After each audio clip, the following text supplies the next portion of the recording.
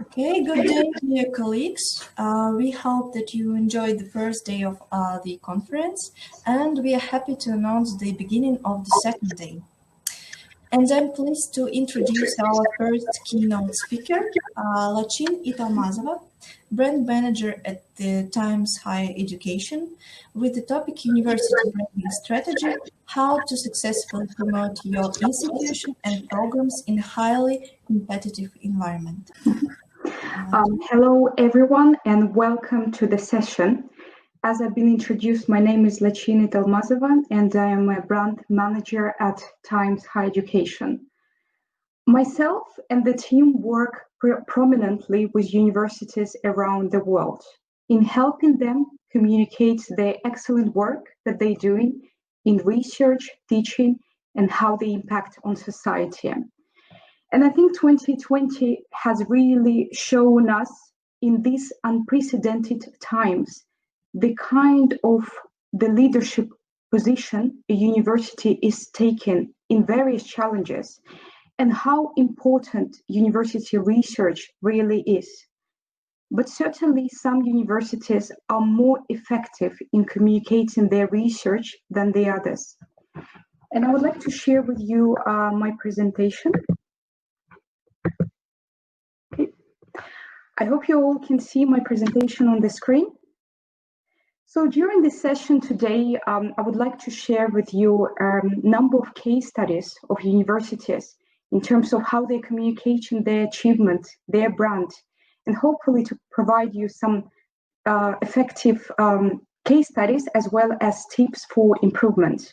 I think when it comes to branding or reputation management, what I would like to highlight, first of all, that brand is not just your logo, is not just your strapline. A brand is really who you are and what you stand for. And there are a number of different factors that can contribute to your brand and the advancement in your reputation. And based on this holistic approach, looking at different avenues, as well as looking at different stakeholders. So I think it's crucial that university is engaging with different stakeholders, taking this holistic approach, as you can see, looking at your partnerships, looking at your alumni, looking at your students, high impact research, your talents, your academics are important. So instead of taking top-down approach, we suggest university to implement a collective effort and to engage with different stakeholders. And I think there is so let me go to the next slide just for a second.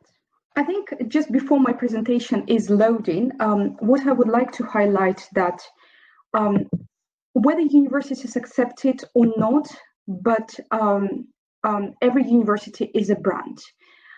Every university has a research that you're specializing in and achievements that you can share. And it's highly that you're communicating your achievement, whether it comes to attracting international students or academics, whether it comes to developing partnerships and collaboration. So looking at different stakeholders, as I mentioned earlier, is important when it comes to building your brand and also when it comes to improving your reputation. So I hope that you can see the slide on your screen. So what I would like to highlight, I think when it comes to significance of reputation, and if you're seeing on the screen that methodologies of two prominent rankings agencies such as Times Higher Education and QS.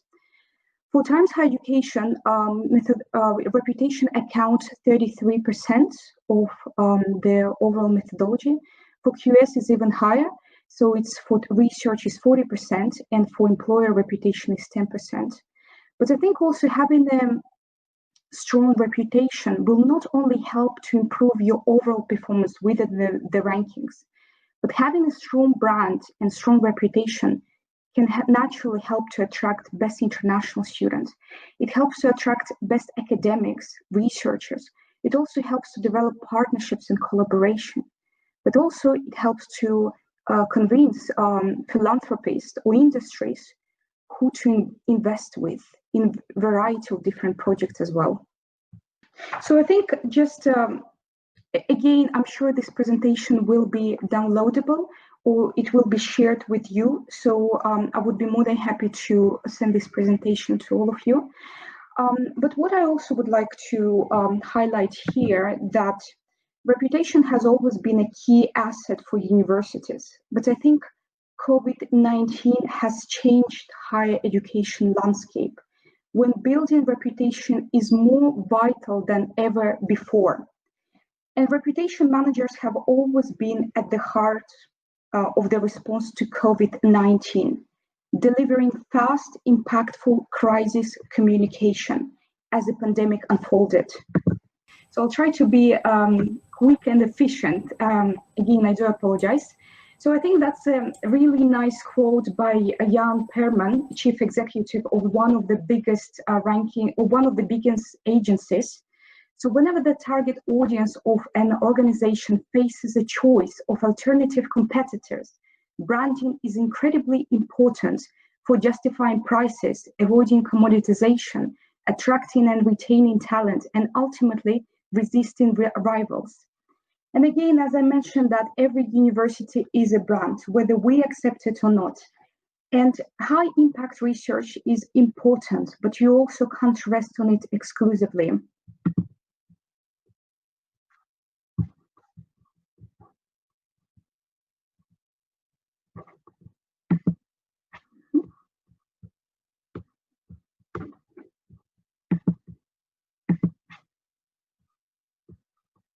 So as I mentioned that in terms of their what contributes to when it comes to reputation management, and there's a number of different factors that can contribute to the advancement of your reputation. So first of all, when we're looking at reputation or branding, obviously your high impact research is equally important.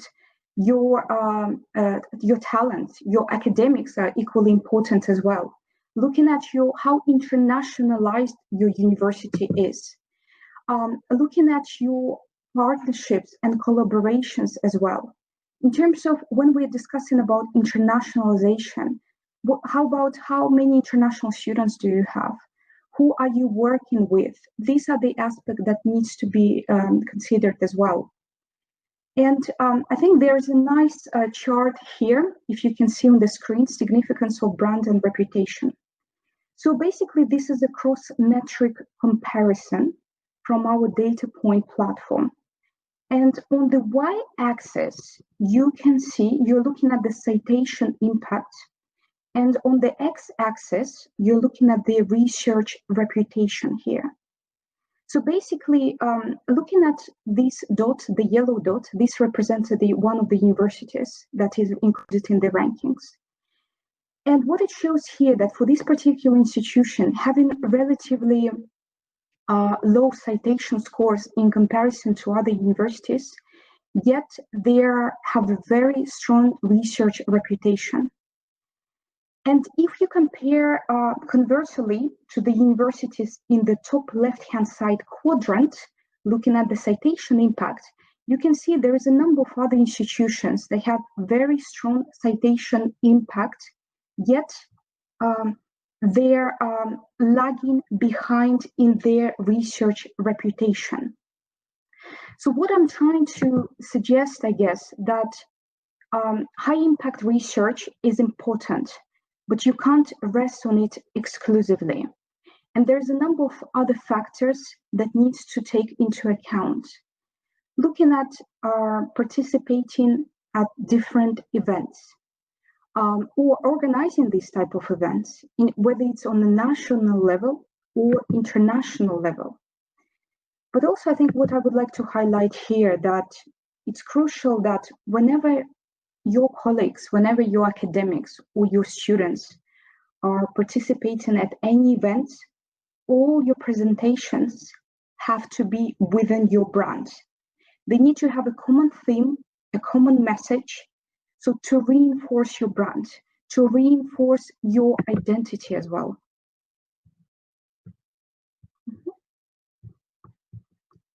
Okay, and Obviously, also communication strategy is equally important.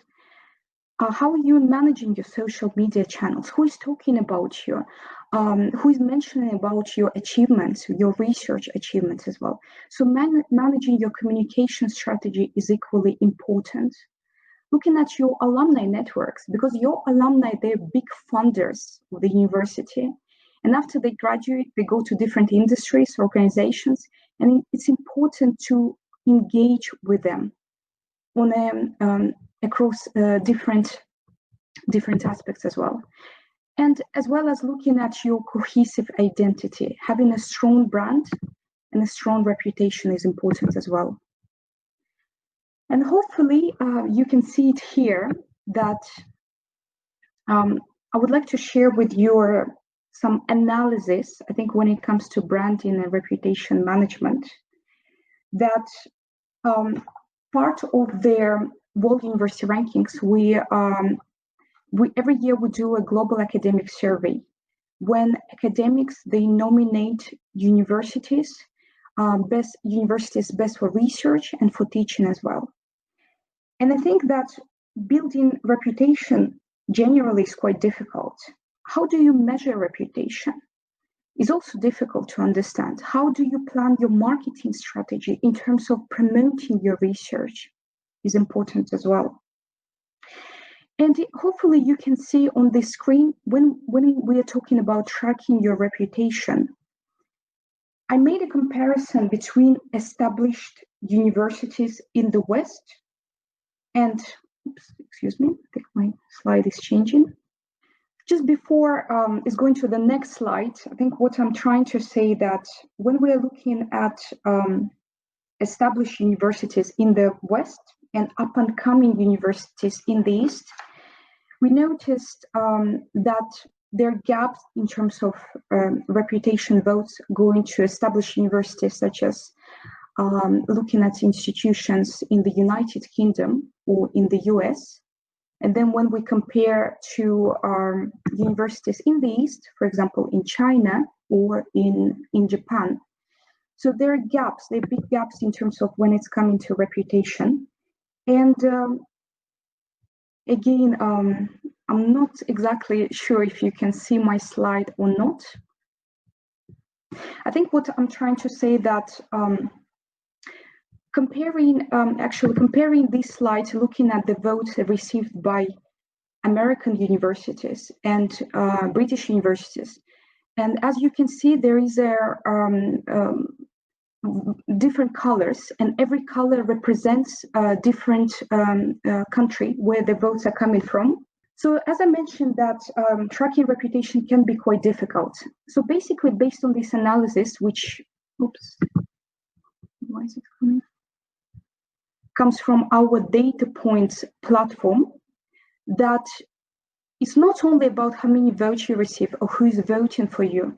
It's equally important that to understand the voters' profile, where they're coming from, and also in terms of their seniority level, how many years they spend in research, in which particular research area they specialize in, for you to be able to plan your marketing strategy and to develop these partnerships and collaborations as well.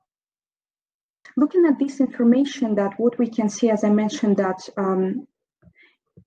predominantly UK institutions and US university, they receive a lot of votes. And as you can see here, there is a diversity in terms of the colors, and each color represents a country where the votes are coming from.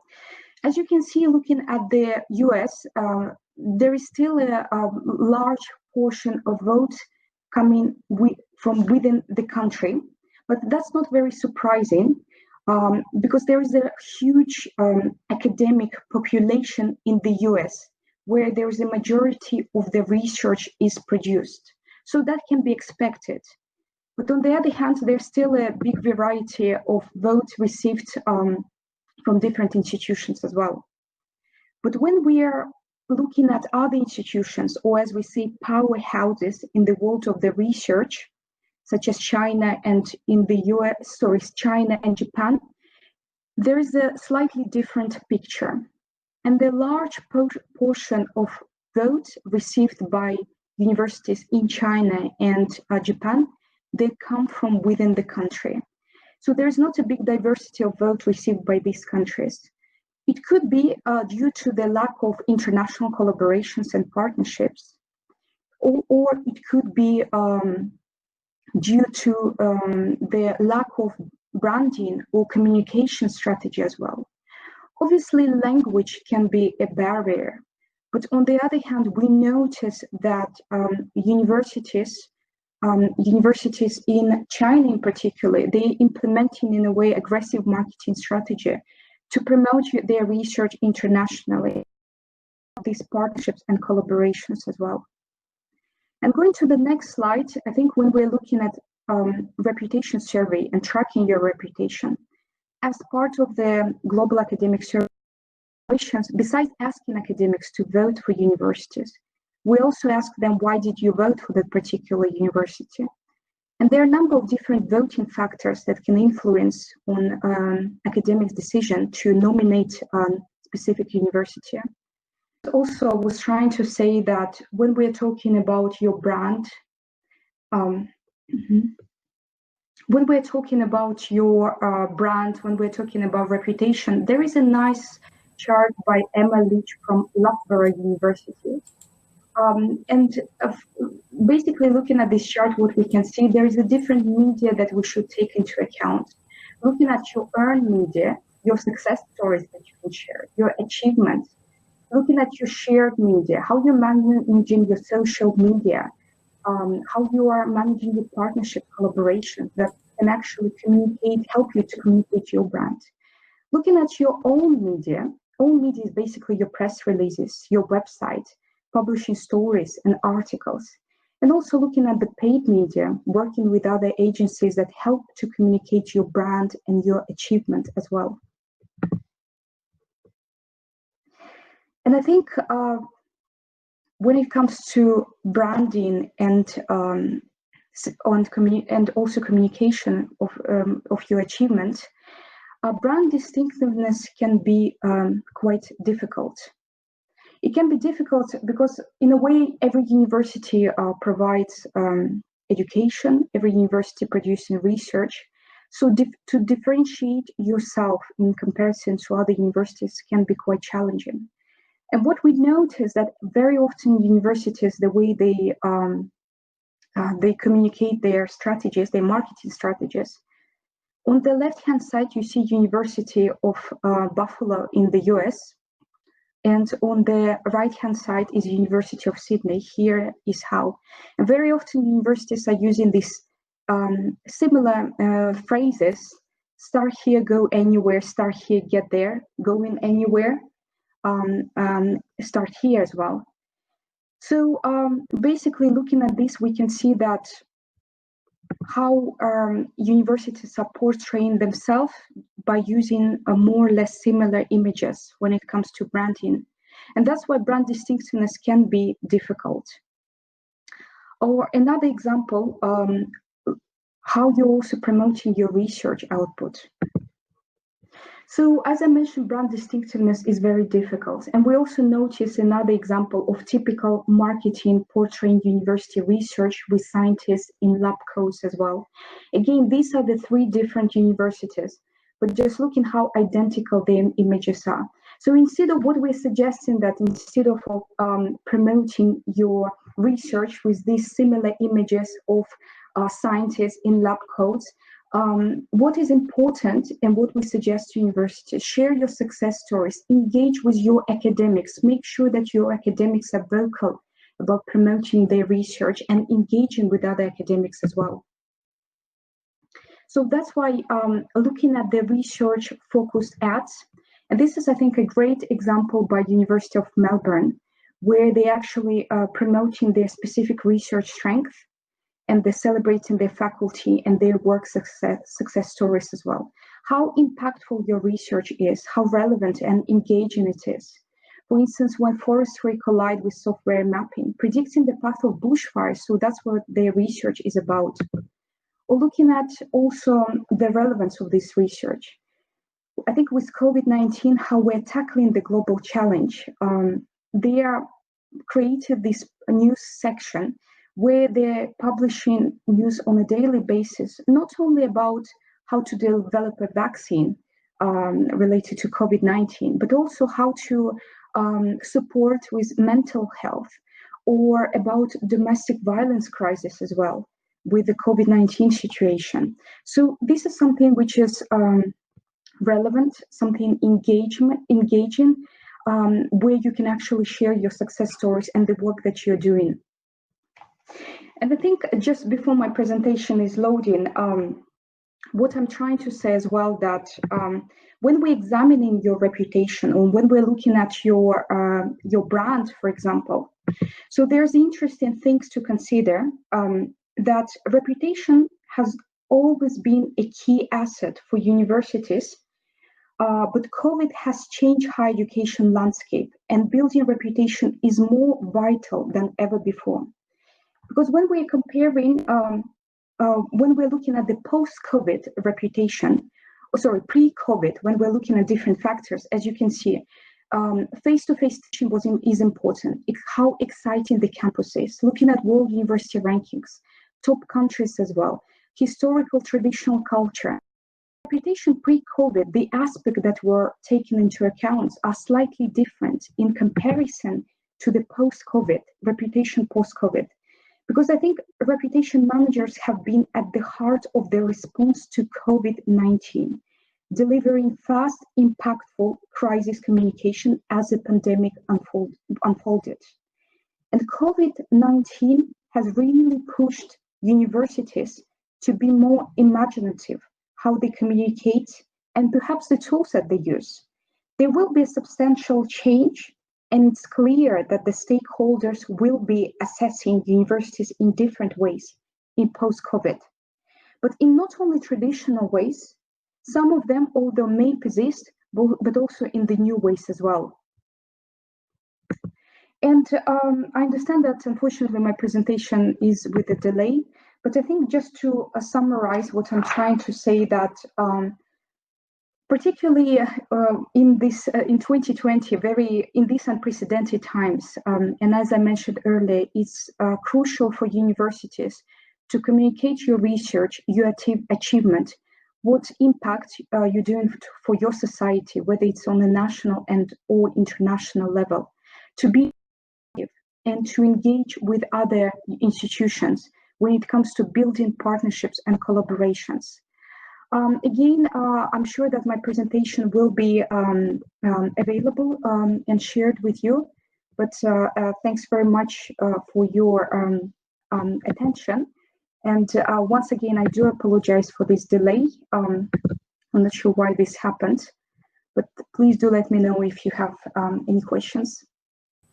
Thank you very much for your presentation, and our apologies for the delays and some technical issues. We have received in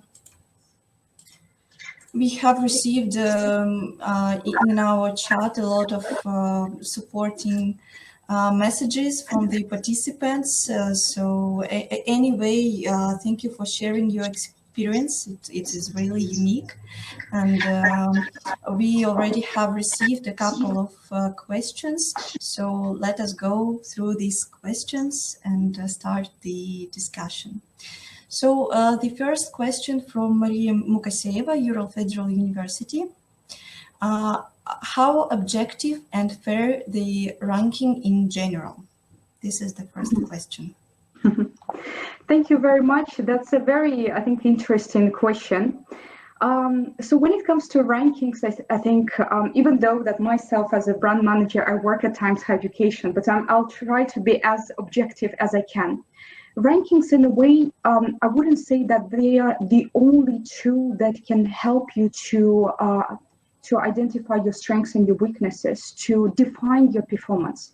Rankings, in a way, is one of the tools that you can use that help to support your performance, to understand how you're benchmarking against your peers. Some rankings can be more subjective than the others. I think it's important to look at methodology. And it's important to look at how every rankings agency evaluate university performance based on which metrics.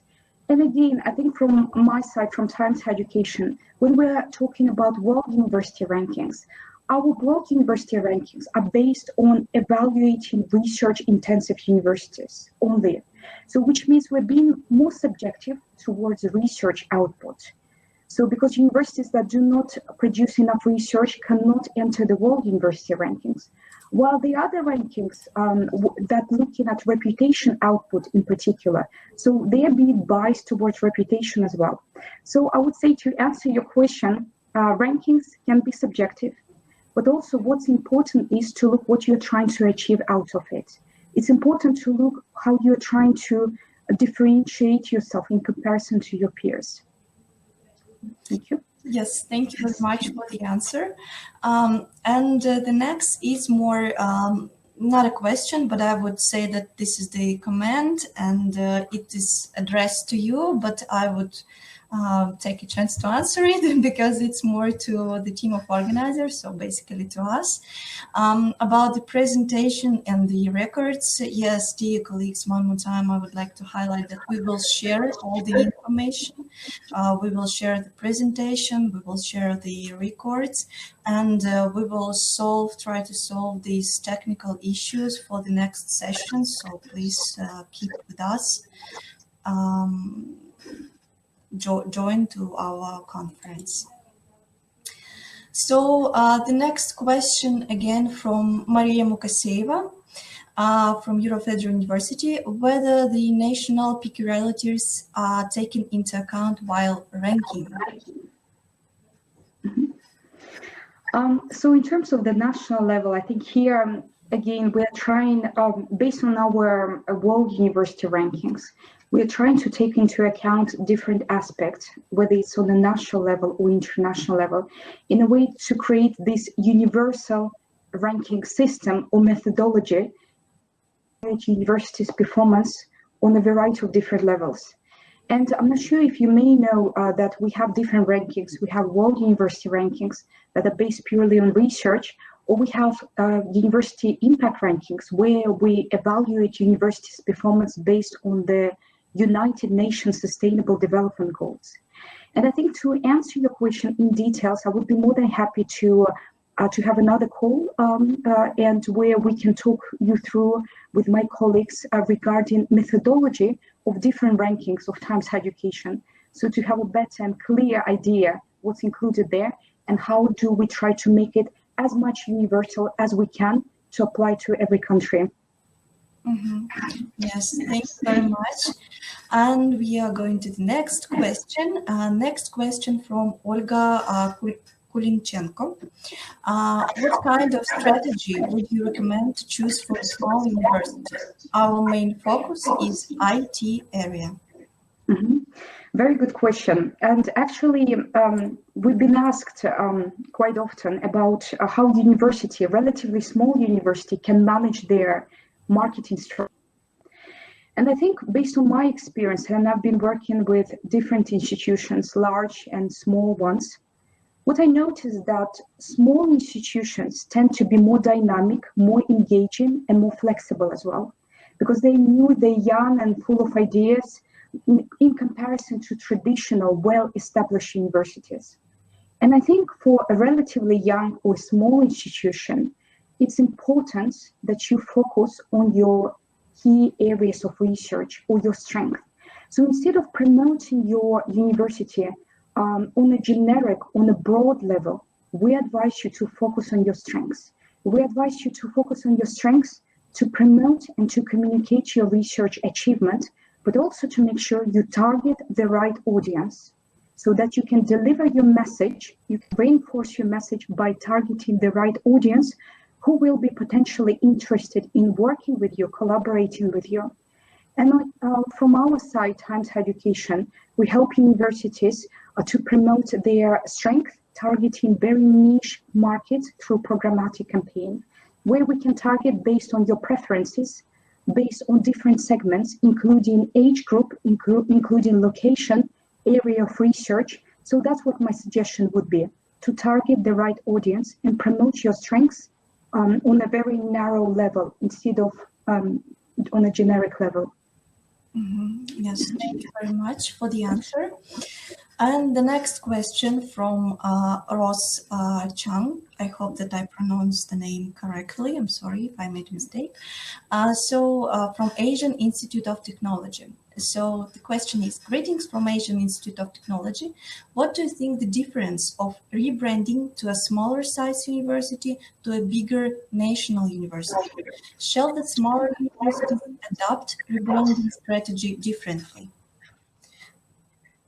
Mm-hmm. And again, very interesting question. And I think when it comes to rebranding your university, there's so many different aspects that needs to be taken into account. Whether are you merging with another university, or are you trying to establish yourself as a new young university? And I think here, what we noticed that very often when universities, they have different faculties, the way they are promoting themselves, each faculty is promoting in different ways. So they do not have this cohesive identity, this brand, this common theme, this common message. So what we strongly recommend that whenever you are rebranding yourself, make sure that there is consistency in promoting, whether it's faculty of humanities or IT or computer science. Make sure there is a consistency in promoting your brand, whether it comes to academic audience or international students as well. So as I mentioned, that there's a number of factors that can contribute to the advancement of your reputation and your brand as well. So it's important to take into account. It's important to engage different stakeholders that take part, stakeholders within your organization and stakeholders outside of your institution as well. And based on this holistic approach, and perhaps you may also want to consult with either Times Higher Education or other rankings agency, how they can support you as well in your rebranding strategy. Thank you very much. So next question. Happily, now we have enough time to answer a few more questions. So Ravenna from Buckingham State University. We are still starting in our branding efforts for our university. What do you recommend we do first? We are a small state university in Philippines. Thank you very much indeed. Again, I think for university that is still establishing itself, as the first, what I would suggest for university that make sure that you have a good website, because your website is the face of the university. Your web presence is equally important. As I mentioned, your social media as well, how you are communicating your achievements. And again, based on our experience working with a number of different institutions, we do see young universities have very strong brands, and then we also see relatively old and established universities with not really strong website or web presence as well. So I think as the first and important step is it's crucial to analyze your website, to analyze your web presence, who is talking about you as well. Also to analyze your media mentions. That's something that we can do, where these media mentions are coming from, who is talking about you, looking at your partnerships and collaborations. But I think what's also important to understand your KPIs, to understand your targets. What are you trying to achieve? Is it about increased internationalization level, increased number of international students or academics? So once we identify your KPIs, then that's how you can plan your strategy in the long term. Thank you. So next one, very interesting question from Luisa Kalanak, University of Tsukuba. How do you verify the data submitted by universities to be considered for ranking purposes? Thank you very much. When it comes to world university rankings of Times Higher Education, we use specific sources. And one of them is indeed the data that is provided by universities. This data is mainly about number of international students, academics, programs that you offer. So the way we validate this data, We do have a dedicated data team that looks into this on a regular basis. And again, looking at the data that you provide, because this data is based on mainly on the numbers of your students or academics or your faculties. So if we notice there is a difference in comparison to the previous year, or if we notice there's something that may not be exactly correct, we always ask for universities for validation, for confirmation whether it comes from your website. So our data scientists, they are checking this information on a regular basis to ensure that the information is accurate, to ensure that all the information provided by universities is objective and also is correct as well.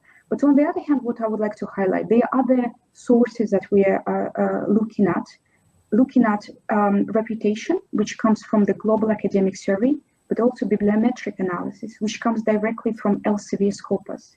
And once we start comparing your bibliometric analysis based on your publications of your institution, your academics, and then once we cross-check it with the data that you provide, we will be able to identify if there are any errors or any incorrect information submitted by the university. So we do check this data on a regular basis. Again, from my side, I would be more than happy to share with you a detailed methodology document which explains how we validate this data.